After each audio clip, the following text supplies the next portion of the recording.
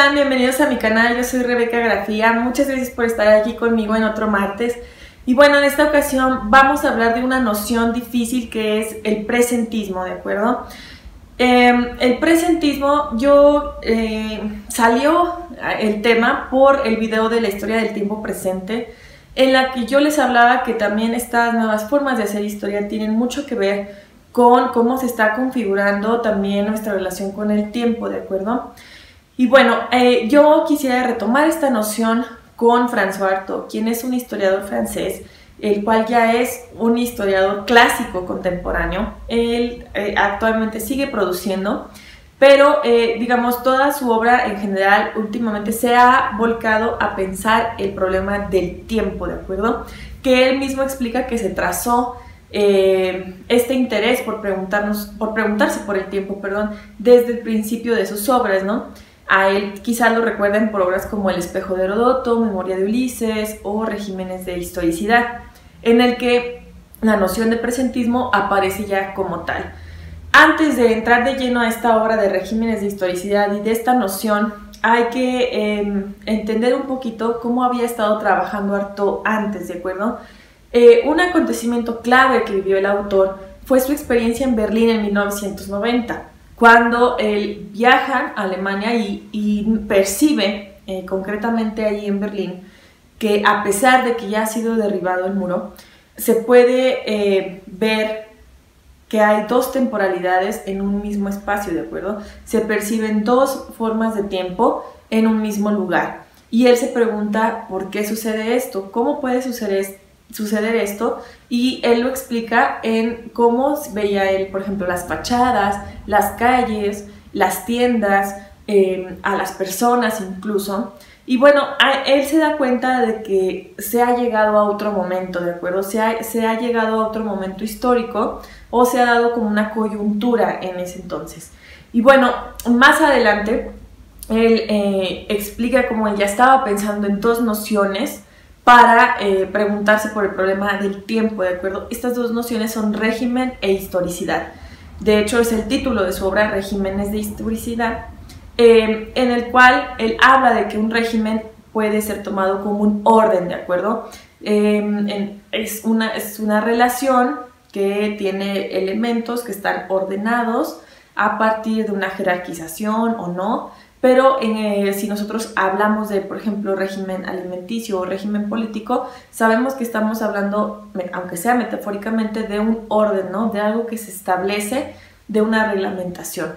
Y bueno, de historicidad, él retoma esta noción de Hannah Arendt, quien hace un análisis a la figura de Ulises en la Odisea, cuando escucha el canto del Aedo y se da cuenta de que está hablando de él.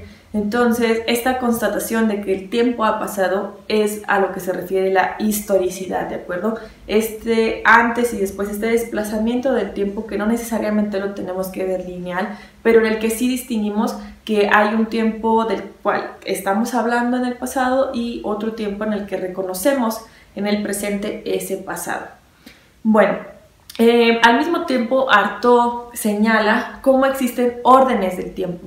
Estos órdenes del tiempo se viven de tal manera que es muy difícil que nos preguntemos por qué se establece esa forma de relacionarnos con el tiempo y no otra, ¿de acuerdo? De ahí que la mayoría de sus obras estén, digamos, dedicadas a pensar los regímenes de historicidad que se trazaron en la antigüedad, en el tiempo moderno, en lo contemporáneo, y él, bueno, se ha enfocado en Europa, ¿de acuerdo? Aunque él mismo explica que esto no exime de utilizar la noción de regímenes de historicidad en otros espacios, ¿de acuerdo? Pues se trata de una construcción heurística, se trata de una herramienta que nos permite adentrarnos a cómo se configuran estos órdenes del tiempo. De ahí que nosotros podamos ver en sus obras distintos binomios o distintas figuras, obras, autores, que pareciera que va saltando de un lado a otro, pero en realidad los contrapone para dar cuenta de cómo hay matices incluso dentro de los órdenes del tiempo que se gesta. Por ejemplo, él habla del orden o del régimen de historicidad antiguo, en el que él, por ejemplo, hace un análisis de Grecia, de Roma, incluso de Europa en la Edad Media, y nos habla de cómo la noción de historia magistra vitae prácticamente estuvo desde el siglo V hasta el siglo XVIII en Europa, con distintos matices, con distintas rupturas, adecuaciones, y sin embargo estuvo ahí presente, ¿no? Entonces esto nos habla de que incluso un orden temporal no es homogéneo como tal, ¿de acuerdo? No se acepta igual en todas partes, no se traza de la misma manera, aunque se hable de un mismo espacio, ¿sí?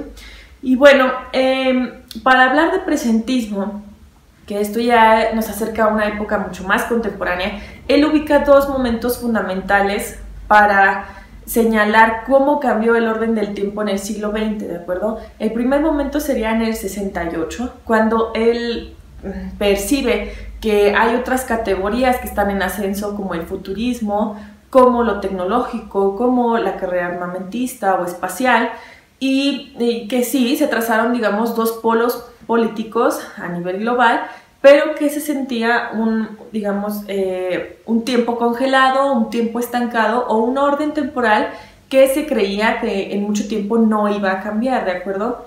De ahí que el segundo momento que él ubica, el 89, sea tan especial porque acontecimientos como la caída del muro de Berlín o el final de la URSS en realidad fueron tomados como completamente impredecibles por las personas que lo vivieron, ¿de acuerdo? Eran acontecimientos que no se esperaban. Incluso el autor narra cómo se hablaba de la reunificación de Alemania, pero nadie creía que esto realmente fuera posible. Entonces, cuando llega esta segunda coyuntura, él ya llega a la conclusión de que estamos viviendo otro orden temporal, ¿sí? Y que a diferencia de otros órdenes temporales en el que pesaba más el pasado, como en el régimen de historicidad antiguo, con la historia magistra vitae, con esta historia en el que el pasado nos enseña algo, o como en el régimen de historicidad moderno en el que el futuro tenía más peso, en el que el progreso, el desarrollo, el hombre moderno era el mismo ejemplo a seguir para seguir adelante. En este caso el futuro era lo importante.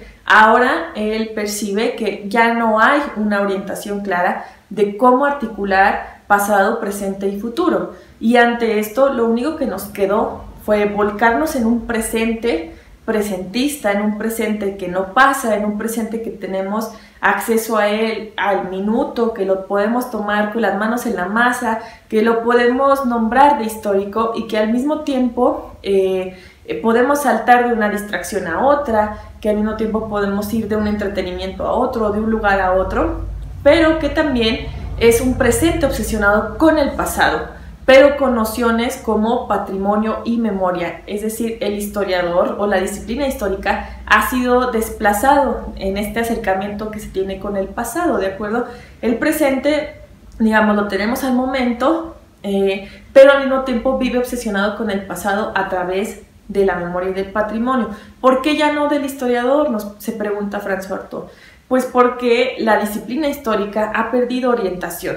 Perdió orientación desde el momento en el que ya, digamos, se estableció o se aceptó que no hay un telos que determine el desarrollo histórico, que no hay este gran fin o esta gran meta que tenga la historia, que aunque así haya sido justificado en un momento por la misma disciplina histórica, ¿de acuerdo? También la disciplina histórica ha sufrido distintas crisis epistemológicas que la han llevado a repensarse como disciplina y que han llevado a repensar también al mismo tiempo su evidencia o cómo hace la historia, ¿de acuerdo? Entonces, esto nos habla de cómo, digamos, categorías como memoria y patrimonio han venido a reemplazar a la historia como disciplina y al historiador en esta relación con el pasado, ¿de acuerdo? Y al mismo tiempo el presentismo no es, o no debe verse, no es un sinónimo de temporalidad, ¿de acuerdo?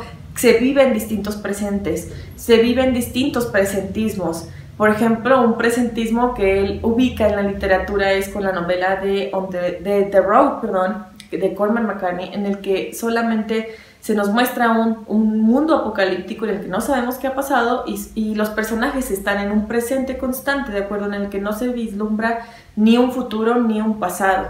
También nos habla de ese presentismo en el que vivimos el acontecimiento histórico en ese momento, y se refiere él a la novela de Don DeLillo, The Falling Man, en el que se narran los acontecimientos del 9/11, ¿no? Y bueno, les digo, en esta crisis en la que ya no sabemos cómo relacionarnos con el tiempo, uno de los más afectados es el historiador, porque el historiador antes tenía muy claro cómo trazar esta relación pasado, presente y futuro, y ahora ya no queda tan claro. Ahora ya no queda tan claro cuál es la evidencia del historiador, y lo único que se pregunta François Artaud, o lo único que él señala, es que no está mal que se tracen nuestras formas de hacer historia. Lo que está mal es que no pensemos por qué se están trazando estas nuevas formas de hacer historia, o lo que conlleva utilizar otras nociones, o lo que conlleva hacer historia del presente, ¿de acuerdo? ¿De qué presente se está hablando? ¿A partir de qué contexto? ¿Por qué ese presente y no otro? ¿De acuerdo? ¿Y qué consecuencias trae esta nueva temporalidad en la que vivimos en un presente constante, pero en la que al mismo tiempo queremos preservar el pasado obsesivamente? Bueno, esto ha sido todo por el video de hoy. Yo espero que te haya gustado esta breve reseña de regímenes de historicidad, este breve acercamiento al presentismo. Vamos a dar continuidad al autor. Ya sabes que yo te dejo el blog con mi entrada completa, con la reseña completa. También te dejo todas mis redes sociales. Y bueno, no te olvides de checar el otro video en el que están las instrucciones para el giveaway. Muchas gracias y nos vemos el próximo martes.